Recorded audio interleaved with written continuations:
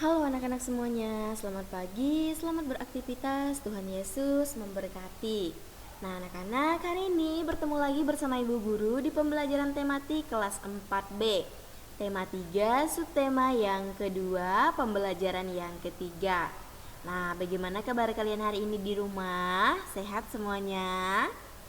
Ya puji Tuhan, selalu dalam keadaan sehat ya anak-anak. Nah anak-anak, sekarang sebelum kita memulai materi hari ini, kita wajib berdoa terlebih dahulu. Nah sekarang persiapkan diri kalian untuk berdoa sebelum kita memulai pembelajaran hari ini. Nah mari kita siapkan diri untuk berdoa. Mari kita angkat tanda kemenangan kita dalam nama Bapa dan Putra dan Roh Kudus. Amin. Bapa kami yang ada di surga, dimuliakanlah namamu, datanglah kerajaanmu, jadilah kehendakmu di atas bumi seperti di dalam surga. Berilah kami rezeki pada hari ini dan ampunilah kesalahan kami, seperti kami pun mengampuni yang bersalah pada kami, dan jangan masukkan kami ke dalam percobaan, tetapi bebaskanlah kami dari yang jahat. Amin. Dalam nama Bapa dan Putra dan Roh Kudus. Amin. Nah oke anak-anak, sekarang Ibu Guru akan menjelaskan susunan materi yang akan kita pelajari hari ini. Nah yang pertama kita akan belajar tentang bagian tubuh hewan. Kemudian yang kedua tentang menyusun daftar pertanyaan wawancara. Nah ini adalah materi yang akan kita pelajari hari ini. Nah anak-anak, sekarang kalian ambil buku tema dan buku LKS kalian ya. Nah kemudian kalian buka nih buku LKS-nya halaman 48, yaitu materi tentang bagian tubuh hewan. Itu adalah pelajaran IPA. Nah kita akan belajar tentang bagian tubuh hewan. Nah ada banyak hewan di sekitar kita. Ada kucing, ada burung, ada ayam, ada ikan, ada anjing, dan lain sebagainya. Jadi di sekitar kita itu sangat banyak hewan yang bisa kita temui setiap hari ya. Nah yang paling sering sekali kita temui itu misalnya kucing, anjing, ayam, dan burung ya. Nah kalau ikan itu misalnya saat kita pergi ke pasar ya. Nah itu sering kita jumpai ikan ya. Nah kemudian setiap makhluk hidup memiliki bagian-bagian tubuh. Nah selain itu, hewan juga memiliki bagian-bagian tubuh seperti kita manusia. Nah, kalau kita manusia, kita punya kaki, kita punya tangan, kita punya mulut, kita punya mata, hidung, telinga, dan lain sebagainya. Nah, begitu juga dengan hewan anak-anak. Hewan juga memiliki bagian tubuh yang sama seperti kita manusia, ya. Nah, kemudian pada umumnya bagian tubuh hewan itu terdiri atas kepala, badan, dan anggota gerak lainnya. Ya, itu seperti kaki, tangan, ya, kemudian mata dan lain sebagainya.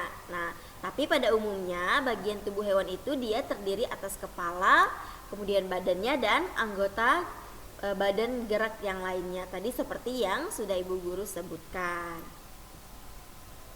Nah, di sini kita akan melihat bagian tubuh hewan dan fungsinya. Yang pertama, kita akan melihat bagian tubuh hewan dari kucing. Nah, anak-anak perhatikan, ini adalah gambar kucing. Nah, di sini kita akan melihat bagian tubuh dari kucing. Yang pertama, kita lihat, nah ini yang dinamakan dengan telinga. Kemudian ini rambutnya atau misalnya kumisnya ya. Kemudian ini bagian mulut kucing. Ini adalah gigi kucing. Kemudian ini dada kucing. Ini cakarnya, kemudian ini perutnya. Ini kumisnya ya. Nah, ini kumis. Kemudian ini adalah ekor dan yang terakhir adalah kaki. Nah, jadi kucing mempunyai bagian-bagian tubuhnya ya, mulai dari telinga, kemudian mata, kemudian kumis, ada perut, ekor, kaki, dan lain sebagainya. Nah, ini adalah bagian-bagian dari tubuh kucing. Nah, kemudian kita akan melihat apa saja fungsi dari bagian tubuh kucing tadi. Nah, di sini kalian perhatikan di gambar sebelah kanan. Lihatlah gambar kucing di bawah ini. Cermati bagian-bagian dari tubuhnya. Nah, yang pertama kita akan melihat bagian dari telinga kucing. Nah, di sini telinga kucing itu berguna untuk mendengar. Kemudian mata kucing. Nah, matanya itu berguna untuk melihat. Kemudian rambut atau bulunya itu berguna untuk menutupi bagian dari tubuh kucing agar dia tidak merasa kedinginan dan kepanasan saat berada di luar. Nah, kemudian yang selanjutnya adalah hidung. Hidung berguna untuk mencium bau. Nah, selanjutnya adalah kaki. Kaki berguna untuk berjalan dan menerkam mangsanya. Kemudian selain itu juga berguna untuk digunakan kucing untuk berlari. Nah, selanjutnya itu adalah perut. Nah, guna perut kucing itu adalah untuk mencerna makanan yang ia makan setiap harinya. Nah, jadi anak-anak, ini adalah bagian tubuh kucing dan fungsi dari bagian tubuh kucing.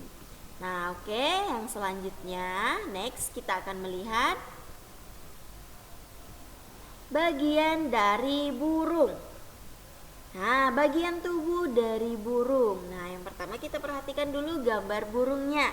Nah, di sini bagian tubuh dari burung itu terdiri atas mata, paruh, sayap, ekor, dan cakarnya. Nah, jadi ini adalah bagian dari tubuh burung. Nah, kemudian kita akan melihat fungsi dari tubuh burung tadi. Nah, selain kucing, aku juga memiliki seekor burung. Bagian-bagian tubuh burung adalah kepala, kemudian badannya, lehernya, ekornya, dan kakinya. Nah, di sini kita akan melihat fungsi dari tubuh burung. Yang pertama, sayap. Nah, sayap berguna untuk terbang. Mata berguna untuk melihat, ekor berguna untuk menjaga keseimbangan burung saat terbang. Kemudian hidung berguna untuk mencium bau aroma yang ada di sekitar burung. Kemudian bulu berguna untuk menutupi tubuh burung agar ia terhindar dari panas matahari dan hujan. Kemudian paruhnya itu berguna untuk makan dan mengoyakkan makanan, ya. Kemudian kaki berguna untuk berjalan, bertengger, dan mencekram mangsanya. Berjalan bertengger.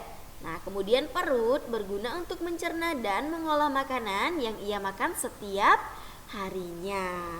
Nah, anak-anak, burung mempunyai sayap, paruh, dan mata. Nah, di sini burung itu berbeda dengan kucing. Burung tidak memiliki kumis seperti halnya kucing. Nah, tubuh burung itu diselimuti oleh bulu-bulu.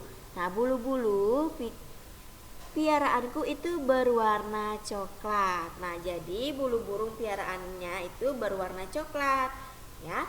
Nah, jadi anak-anak, kalian kalau misalnya suka hewan atau kalian ada memelihara hewan peliharaan di rumah, tolong dijaga, dirawat dengan baik, berikan ia makanan, sayangi ia, kemudian bersihkan tempat tidurnya atau tempat dia setiap hari, ya, agar dia juga bisa merasa nyaman bersama kita dan tinggal di tempat tinggalnya, ya. Jadi kita harus merawat hewan peliharaan kita dengan baik. Salah satunya tadi seperti yang Ibu Guru bilang, dengan memberikan ia makanan, kemudian merawatnya, memberikan kasih sayang, memberikan perhatian, kemudian membersihkan tempat tinggalnya agar ia merasa nyaman bersama dengan kita, ya. Nah, itu yang bisa kita lakukan untuk merawat hewan peliharaan kita di rumah.